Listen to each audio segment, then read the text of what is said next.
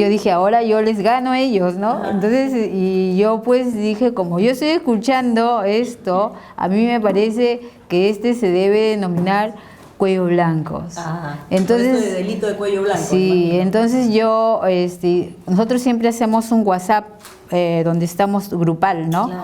Y ahí yo coloco cuellos blancos, ¿no? Pero este policía con el cual trabajamos, también lo agrega del puerto del Callao, ¿no? Pero yo, siempre ellos querían Tienen que meter el puerto. sí. Ahora, ¿y en qué momento ustedes, o cuál de ustedes, se da cuenta de que lo que era un simple seguimiento de narcos, delincuentes, de poca o mucha monta, involucraba algo tan grande como finalmente terminó Claro. sabiéndose? ¿Cuándo fue ese punto de quiebre, digamos? La investigación, así como el crimen organizado tiene compartimientos estancos, o sea, no Claro. comparten la información, la investigación para que sea efectiva también tiene que ser así, Claro. porque si no se filtra. Entonces, lo que yo conozco, lo que conoce el recolector, lo que conoce el efectivo policial, Claro. es de manera reservada y solo en las reuniones, como ahora, una sesión de trabajo, cada quien expone su punto estratégico sobre el tema. Ya. Y eso porque para no entorpecer la labor del otro, ¿no? Lógico.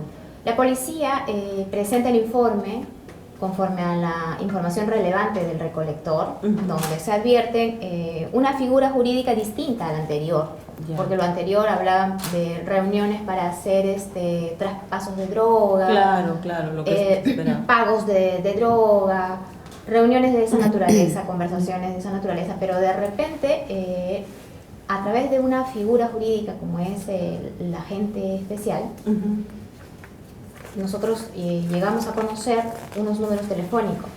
Estos números telefónicos son ingresados dentro de la primera investigación como el brazo legal de esta organización dedicada al tráfico y a la extorsión. Abogados. Ya. Pueden ser abogados, pueden ser asesores, Claro, ¿no? claro. Porque algunos firman los escritos de personamiento, pero otros no firman. Pero ¿cuándo se dan cuenta de la envergadura? Y cuando ingresan estos números, que son propiamente los dos detenidos de Salinas Redón y Maximiliano, el conocido como Kiri, León Montenegro, allí surge otro rubro de conversaciones. Ya no son las mismas jergas que el primer grupo, Claro. son otras y otros contenidos, ¿no? Eso lo detectas tú, me Lo imagino, detecta, claro. recopila las actas y cuando ya yo veo que hay indicios de otro delito, tengo que desdoblar la investigación y es así que se desdobla la investigación. Esta se mantiene con una unidad policial y esta es con otra unidad policial. Ajá. Por la naturaleza de la investigación. Claro. Aquí va a Diviaki, en este otro lado estaba con una de homicidio de la Ahora, me imagino que en el momento en que aparece la voz de quien ya era el fiscal de la Nación, Echavarri, ustedes se dan cuenta que el asunto iba mucho más lejos, incluso que lo que era los cuellos blancos del puerto. No, sucede que los periodos de escucha son progresivos. Ya. Por información de inteligencia nosotros sabíamos que la organización ya sabía que estaban siendo investigados ¿Ah, sí? desde inicios de mayo, más o ¿Y menos. cómo se manifiesta eso? ¿Cómo? Porque Sandro se percata en las escuchas Ajá. que están tratando de corregir sus conversaciones. ¿Y cómo fue eso, Sandra? Bueno, ellos lo denominan control de comunicaciones. Control de comunicaciones es tratar de voltear, ¿no?, la conversación que ellos mantenían que era original de tráfico de influencias, ¿no?, de corrupción, cambiarlo, ¿no? Entonces hacer ver como que era una broma, ¿no? Esa es una idea de Walter Ríos. Entonces hacía él su control de conversación. Control de daños. Control de comunicación. Ahora, ¿y cómo se habrían enterado ellos? O sea, ya a ese nivel, ¿cómo se habrían? ¿A través de la policía? ¿De qué Tenemos filtración? varias hipótesis, pero Ajá. como aún están en proceso de maduración, Claro. no se podrían todavía transmitir. Pero necesariamente tendríamos que advertir que Walter Ríos era el presidente de la Corte, ¿no? y como tal pues manejaba, y eso está acreditado, personal administrativo, o sea, jurisdiccional, Claro. en los diferentes despachos y tenía la facultad para designar un juez o no. Y en el Lógico. caso del único juez que es el doctor, bueno, era el doctor Roque, Ujú. que es el que nos otorga las medidas, Claro. a él lo ascienden a juez superior Ajá. y pierde competencia en el caso de nuestro. Claro. Y entonces ahí había mucha preocupación. Yo me constituí a conversar con el doctor para decirle, usted ha ascendido, es todo su derecho, pero ¿cómo hacemos? ¿Quién va a ser el juez que lo reemplace? Reemplazan con otro juez que ahora sabemos también tenía vínculos con César Inostroza y con Walter Ríos. Ahora, ustedes, cuando preguntaba que cuando ya llega la voz de Chávarri, ustedes se dan cuenta que es la cabeza de... Lo que pasa es que esa información, como les decía, Ah, tiene... por eso me fui al tema de Sí, la sí. filtración, ¿verdad? Porque nosotros hemos conocido de esas escuchas al final. ya, O ya. sea, ya. cuando ya habíamos elevado incluso el informe al fiscal de la Nación. Ahora entiendo. Ujú. Ahora, pero... No se habían identificado Ujú. las personas hasta que llega, más o menos en fines de mayo, los primeros días de junio, perdón, llega el oficio de Telefónica, donde formalmente nos dice el número tanto corresponde a tal persona, y era un alto funcionario, que es el señor César Inostroza. ya. Con ese documento ya nosotros empezamos a hacer el informe fiscal para Ujú. elevarlo al fiscal de la Nación y a separar lo que corresponde a nuestra investigación y lo que correspondería Claro. a esta persona. Ahora, ¿esto fue después de que también reventara ya en los medios? Nosotros teníamos el oficio casi unos días antes. Ajá. Unos días antes. Y habían terminado el informe. Ya estábamos en plena elaboración ya. del informe y bueno, nos ganaron los medios. Ujú. Pero de manera rápida se regularizó la documentación el primer día útil Claro, claro. del 9 de julio. ¿no? Ahora, cierta prensa ha dicho que, por lo menos en el caso de Lavallato, que es casi paralelo y tiene ciertos puntos de encuentro con el caso que ustedes ven, que han sido los fiscales los que han pasado información a la prensa de investigación, específicamente a Gorriti. ¿Ustedes han tenido algún tipo de coordinación? No conocíamos al señor Gorriti hasta después de Ujú. la información que él trasladó. Claro. Y posteriormente lo que sí hemos tratado de solicitar es todo el bagaje documentario que tienen ellos, Claro. porque sabíamos que han venido investigando a Inostroza Pariachi con Ujú. anterioridad. Cuando Sí, hemos cierto. hecho el seguimiento, nos hemos percatado que precisamente IDL había hecho muchas denuncias. Ajá, Entonces, claro, claro. A raíz de que ellos mismos toman contacto con la investigación, ya nosotros tuvimos interés en saber cuál es el bagaje documentario. Ya. No, Ahí sí viene algún nivel de Se ha, coordinación. se ha pedido información, nos han hecho llegar la información Claro. y ahí quedó las coordinaciones. como debe Ahora, ser. este caso fue bautizado por Gorriti como el caso Lavajuez.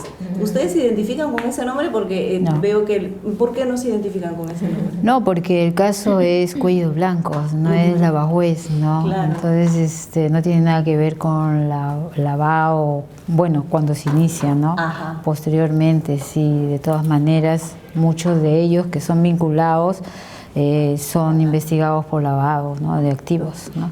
¿Cuál ha sido el punto de encuentro con el proceso Lavallato? Porque son paralelos, pero ¿cuáles han sido los principales puntos de encuentro? En la evaluación macro, Ujú. lo que podemos decir es que hay como que un eje, ¿no? Una plataforma Claro. donde si bien una fiscalía empieza investigando un hecho concretito, como es un narcotráfico local, Claro. ¿no? Profundizas las investigaciones y te encuentras con un sector, un soporte económico, político fuerte. Lógico. Y en la misma ruta venía otra fiscalía especializada y nos llegamos a encontrar en un punto intermedio. Ujú. Entonces, guarda relación en el sentido de que las personas involucradas Claro. son altos funcionarios, ¿no? Y digamos, el vínculo más visible no es el famoso caso de la señora K. Claro, son altos funcionarios. Bueno, Son- claro, son, claro. Movimientos políticos, son Claro. grupos económicos que tienen intereses en el sentido de la investigación madura, Ujú. ya a un año, no solamente estamos en un delito regional del Claro. Callao, donde hay un presidente de corte, donde designa jueces para favorecer a los amigos externos. Claro. Este juez tenía vínculos con un Supremo, Ya. pero el Supremo tenía vínculos directos con el Consejo de la Magistratura. Lógico. Y es ahí la tesis del copamiento del sistema a través del CNM. Pero las investigaciones ahora nos enseñan que el propio CNM tenía todo un procedimiento autónomo de corrupción. O sea, eran como redes aisladas que coordinaban Podríamos entre sí. decir que hay como que varios círculos de poder, de Ujú. corrupción, que en determinado momento cohesionan por los intereses mutuos. Claro. Por ejemplo, pequeñas mafias que coordinan. Hay un periodo de tiempo que Ajá. coincide con los procesos, por ejemplo, de designación del jefe de OMPE, donde se vinculan Ya. poder político Claro. con CNM. Ujú. Hay otro periodo donde las investigaciones de los CNM, por ejemplo, guardan relación con la fuerza política del Congreso, porque ellos son los que los investigan. Y entonces hay ahí como que un acuerdo de impunidad, ¿no? Claro. Y luego viene el otro sector, que es el sector de los jueces de alto nivel, donde Inostroza ha demostrado tener mucho interés en ser el presidente del Poder Judicial. Y para ser el presidente del Poder Judicial, él necesita tener soporte político. Y entonces es ahí que la tesis indica que ha tenido interés de vincularse con la representante o la encargada, o digamos ahora la lideresa de Fuerza Popular, porque ella tenía un proceso. Claro. Pero más allá del proceso en que recayó justo en el despacho de Inostroza, más allá de eso es el soporte político de sustento, porque él sabe que como Supremo será investigado en el Congreso, Lógico. ¿no es cierto? Y puede ser destituido en el CNM. Entonces hay una necesidad de vinculación por la supervivencia de los cargos. Es lo que de repente en el lenguaje más coloquial llamaríamos una especie de metástasis de la corrupción. Claro. O sea, no se trata de una célula cancerosa, sino de una Ya metástasis. eso ha corrompido las estructuras del sistema de justicia y el sistema político. A nosotros nos impresionó la forma como se negocian los procesos, de la manera más burda, ¿no? Pedir desde 400 soles por elevar un caso a la segunda instancia para que un empresario no sea procesado, Claro. teniendo antecedentes muy lamentables en la afectación de las personas, como el caso del señor Villasana, por ejemplo, ¿no? Donde tiene muchos procesos por estafa, donde hay muchas víctimas por estafa, Claro. y eso no les importó a los jueces. Bueno, y está este caso emblemático, que si bien no fue el primer audio que salió, fue el que más conmovió a la opinión pública de la violación sexual de una niña, ¿no? Sí. Y así como ese, también hay procesos de tráfico de drogas, ¿no? También hay procesos de lavado de activos. ¿Cuál ha sido el Delitos momento graves. más difícil para ustedes? Yo entiendo que a Sandra en algún momento la mandaron al aeropuerto, o sea, entre todas las maniobras. ¿Cuál ha sido el momento más difícil en el que ustedes dijeron, ya esto se nos va a derrumbar? Para mí, cuando se filtra, cuando ellos saben que los estamos investigando, para mí fue Claro. ¿Y para ti, Sandra? esa. También, porque pasamos los dos momentos de preocupación, de mucha tensión, ¿no? Por esto, al ver de que los audios se habían filtrado y corríamos el riesgo de que no tergiversen, ¿no? la forma de haber intervenido las comunicaciones. Es por eso que algunos dicen chuponeo, ¿no? Y cuando no se trataba de un chuponeo, ¿no? Se trataba de una, teníamos una autorización judicial para intervenir esto. Claro, al principio se trata de formar, y hay incluso políticos que dicen esto es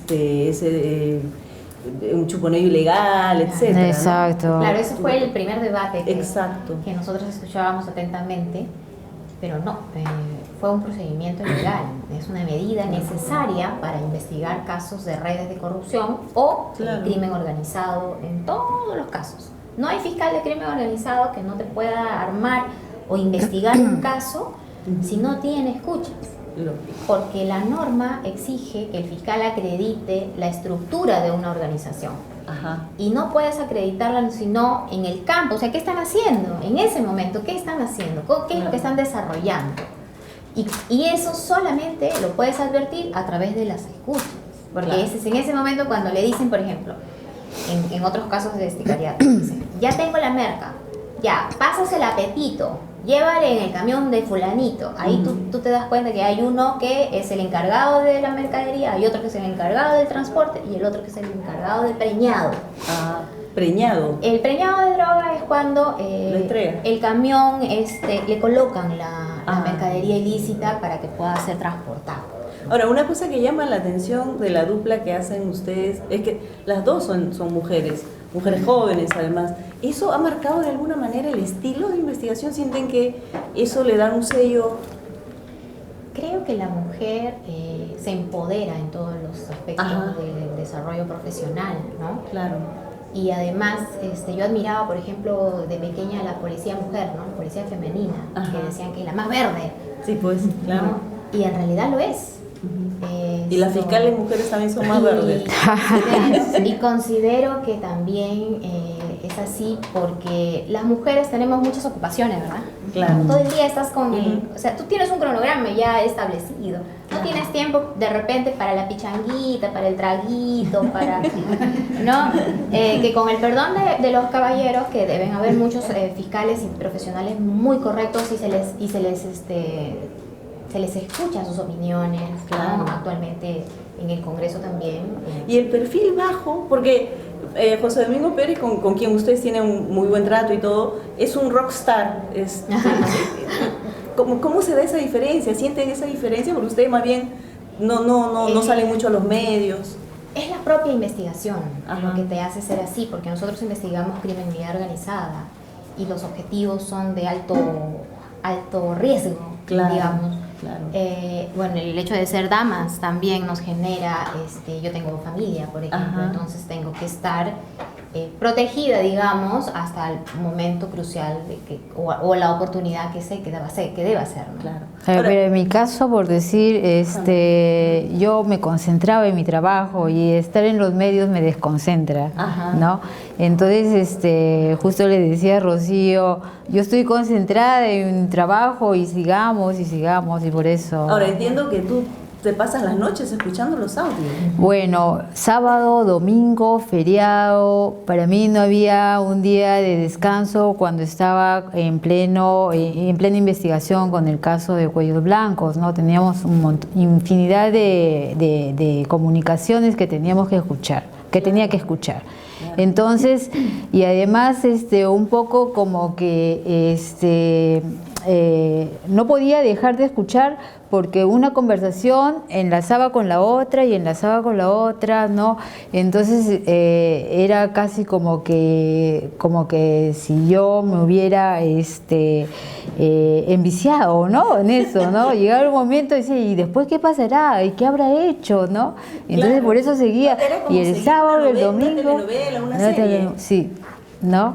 Claro. Entonces, pero era una investigación de crimen, ¿no? Una triste Sí, historia. exacto. Claro, Que pero al final... finalmente Ajá. nos acongojábamos mucho Sí, cuando Eso es algo que le quería Ella- preguntar, la sensación personal más ella allá del trabajo. salía de Constelación a altas horas de la noche y ya La me llamaba llamaba, a Rocío, ella era la primera que me llamaba. para decirme esto.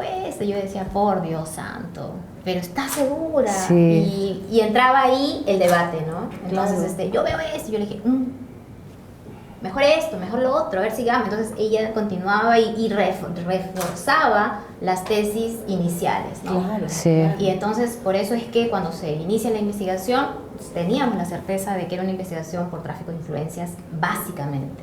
Ahora son conscientes. Los delitos de cohecho, Mm. los casitos concretos, son materia de las propias investigaciones ya. Claro. Que ahí tienes que averiguar qué expediente es, si hubo pago, si no hubo, Exacto. si hubo beneficio.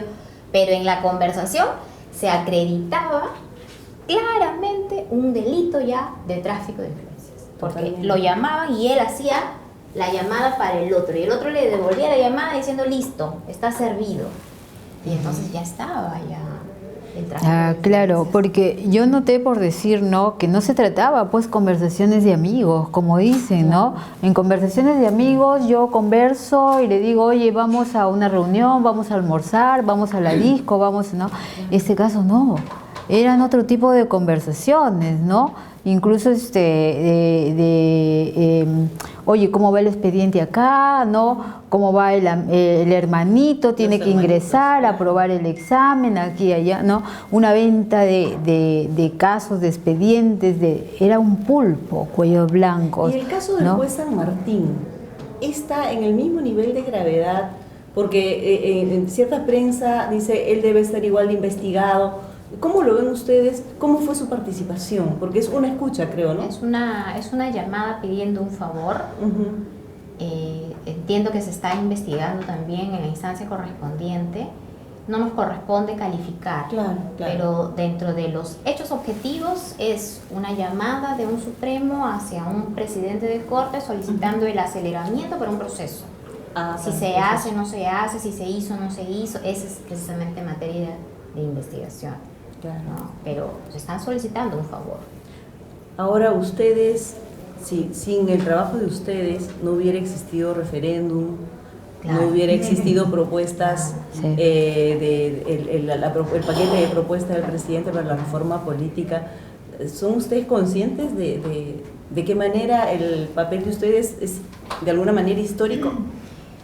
Claro, cuando estudiamos el caso y dijimos, aquí hay un grave problema, Claro. es un grave problema que va a generar una crisis.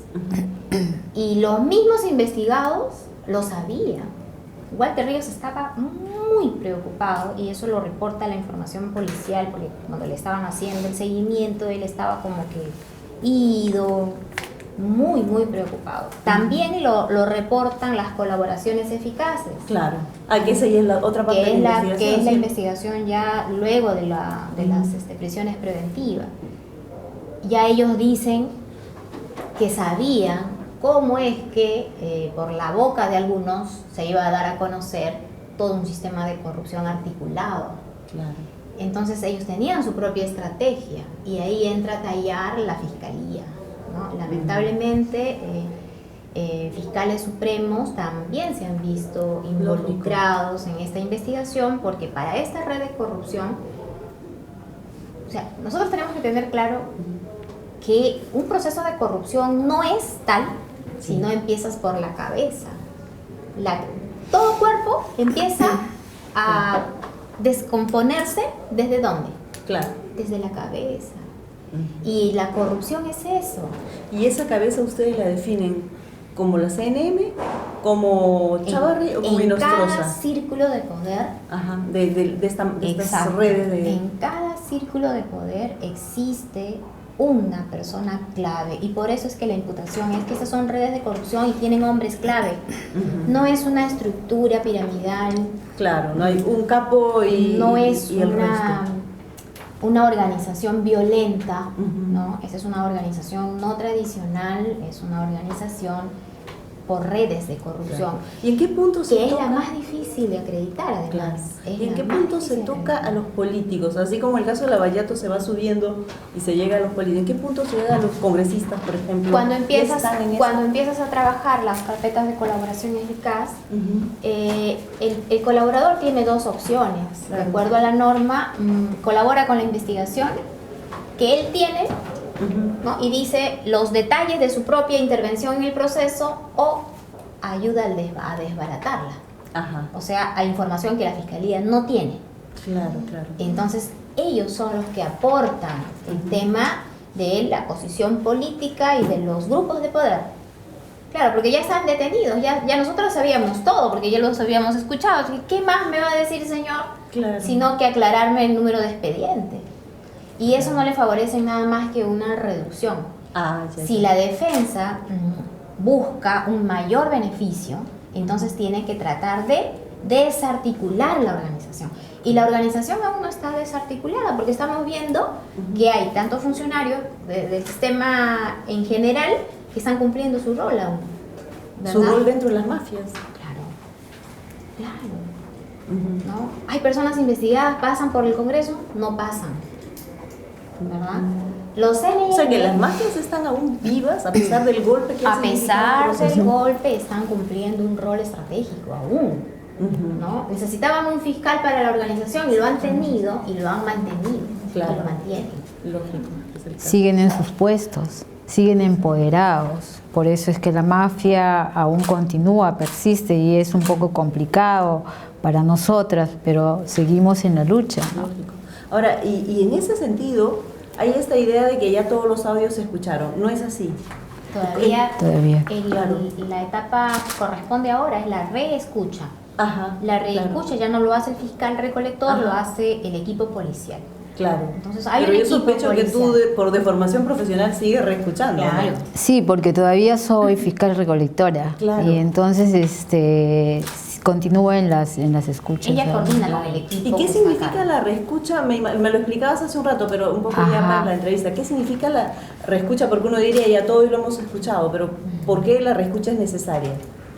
Porque ya estamos en otra etapa del proceso, ¿no? Ya no estamos en la etapa de inicio, ¿no? Sino estamos en otra etapa donde se escucha lo que no se ha podido escuchar en su primer inicio y Claro. continuamos en la segunda etapa, ¿no? Reescuchando lo que no se ha podido escuchar, más lo que ya se escuchó, pero para hacer las imputaciones también. Claro. ¿Y qué otras sorpresas todavía podrían venir? No sé, me acuerdo el caso de Walter Ríos, por ejemplo. Ajá. O sea, ¿qué otras sorpresas todavía podrían venir?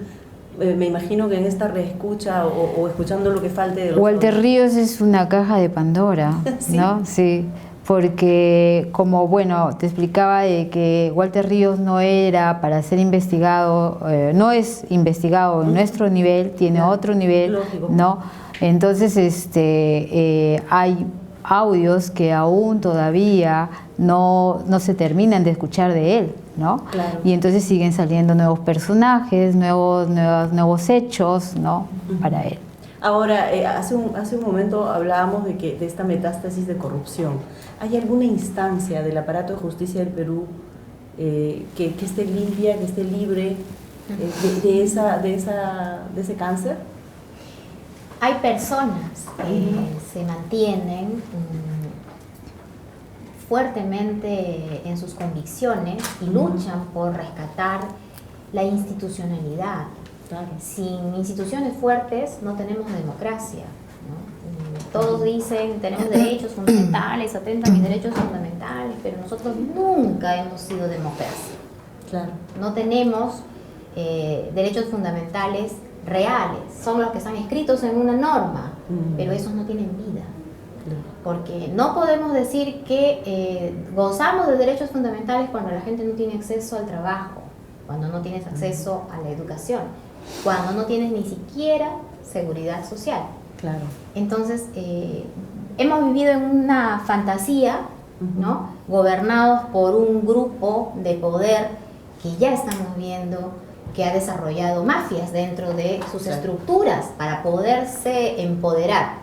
Pero ¿por qué hay estos bolsones de honestidad, digamos, como ustedes, el equipo con el que trabajan, como los que están trabajando en la Vallato? ¿Qué constelaciones se han unido, para usar un término familiar, para que se dé esto que parece un milagro? Lo que pasa ¿Es una que casualidad? ¿Hay una tendencia dentro en mi del aparato caso, judicial? te puedo hablar desde mi punto de vista. Claro. En mi caso, como fiscal, he sido fiscal adjunto, he trabajado en calle, he visto con mis propios ojos cómo después de un buen trabajo fiscal hemos logrado prisiones preventivas y después de 3-4 meses otra vez lo volví a ver en la misma comisaría por un hecho mayor y me decía que había sido absuelto. Y yo no podía creer que me haya dicho absuelto, porque para eso mejor no lo mandaba preso, Claro. para poder acumularle las investigaciones, pero había sido absuelto. ¿Y han sido tentadas ustedes? No, hasta ahora ¿No ha habido alguien que les haya dicho, no sean tan idealistas, esto es como es? No, parece que no, al menos de mi parte no, porque tal vez al conocernos tienen un poco de temor de pedir algo, ¿no? De acercarse, sí. Y de otro lado, ¿qué es lo más duro, lo más injusto que se ha dicho de ustedes? en los medios o los políticos? A mí, por ejemplo, de manera personal, que dicen son fiscales políticas, ¿no? O sea, el hecho de hacer nuestro trabajo, nuestras funciones, estas personas que están vinculadas a esta organización criminal, se toman el lujo de decir que son políticas. ¿Por qué? Porque se están viendo implicados en esta organización criminal, ¿no? Claro. Pero es la sociedad peruana quien observa, ¿no? Los fiscales trabajamos con evidencias, con hipótesis, ¿no? Y hacemos estas investigaciones siempre conforme a ley, por nuestras funciones. Nosotros tenemos el cargo de fiscales y estamos haciendo nuestro trabajo. No estamos, yo desconozco completamente cómo es la política, ¿no? O sea, no soy política, ¿no? Para que nos cataloguen de política. Y en tu Eso caso, Rocío, ¿qué es lo más injusto o duro que se ha dicho de ti o del equipo? Para mí, lo más triste no es lo que puedan decir sobre mi persona, porque por último yo sé quién soy, Claro. y la gente que me quiere, que me estima y que me conoce, saben por dónde voy. Claro. Lo que me da pena es que conforme vamos avanzando en las investigaciones, es como una proyección, ¿no? De repente llegamos acá y tal grupo va a hacer esto, y efectivamente lo hace.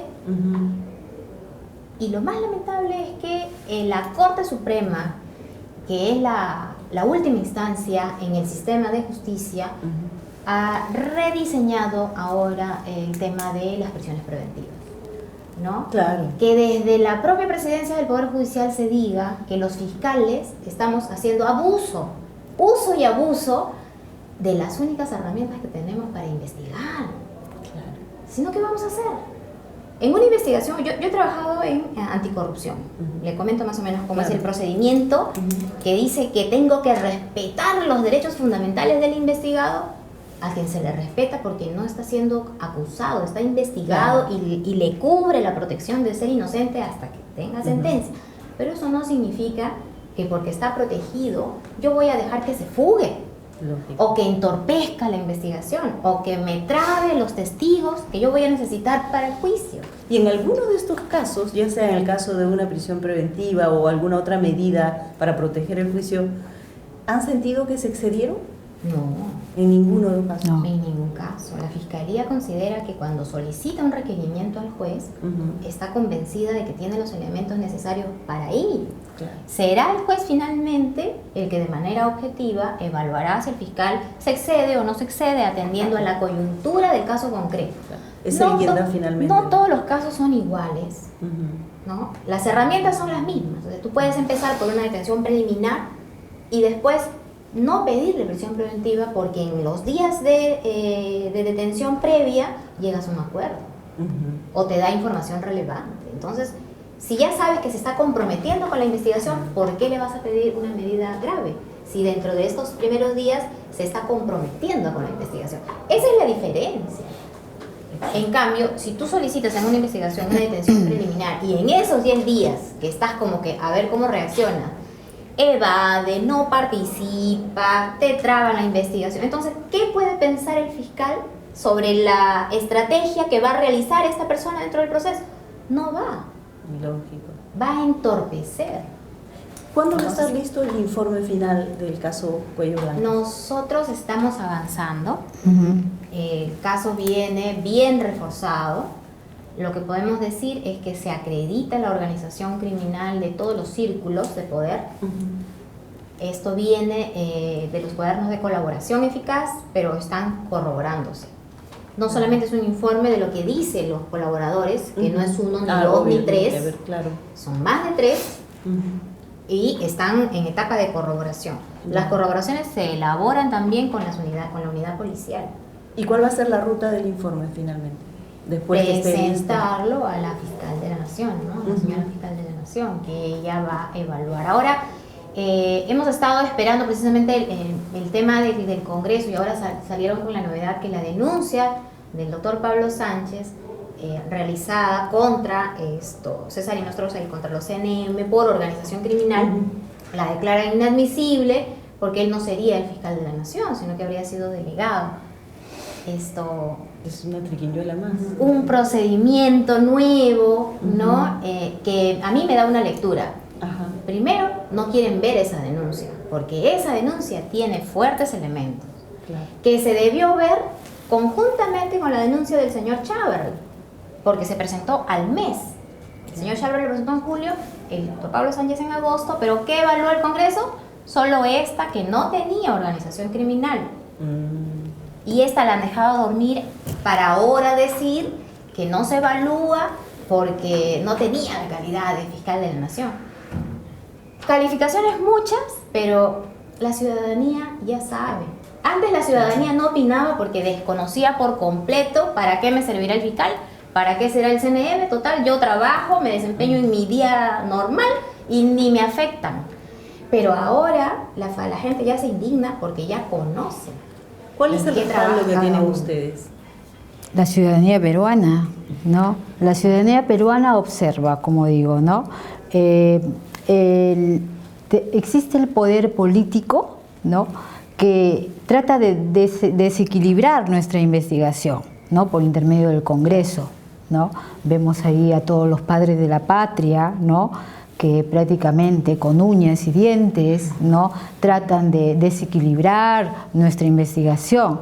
Pero la ciudadanía peruana, el pueblo peruano es quien observa, ¿no?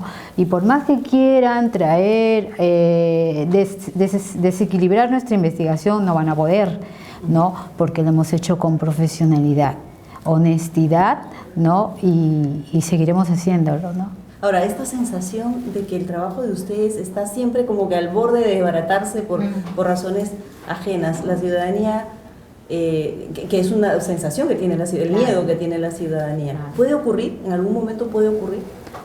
Nosotros, discúlpame, No, Sandra, sí. nosotros consideramos que los elementos que estamos recabando y que van a ser materia del informe, así no esté yo, así no esté Sandra, así sea otro fiscal, no va a poder decir esto no existe. Lo que van a pretender, y como siguen pretendiendo ahora, es las formalidades, ¿no? Irse por la tangente, porque sobre los elementos de prueba y las testimoniales que muchas personas han ya rendido, no van a poder.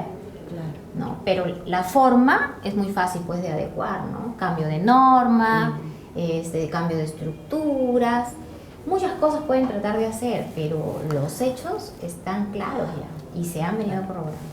Y bueno, para terminar, les quería preguntar a las dos, ¿cuál es el gran aprendizaje que se llevan ustedes a nivel personal de este caso?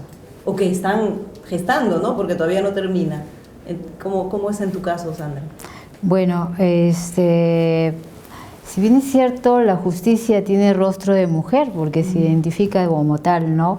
Pero tiene una venda en los ojos, ¿no?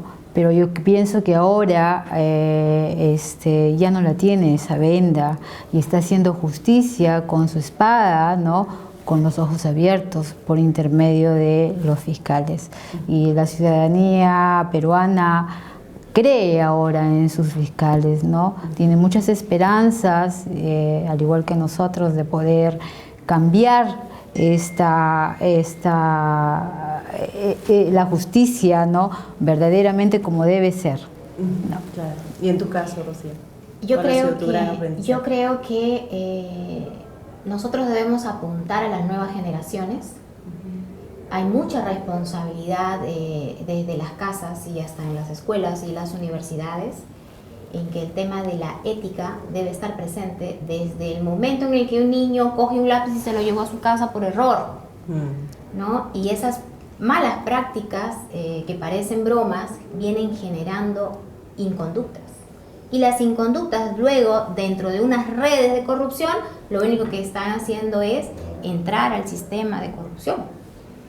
Y pareciera que todo está bien y que todo está normal.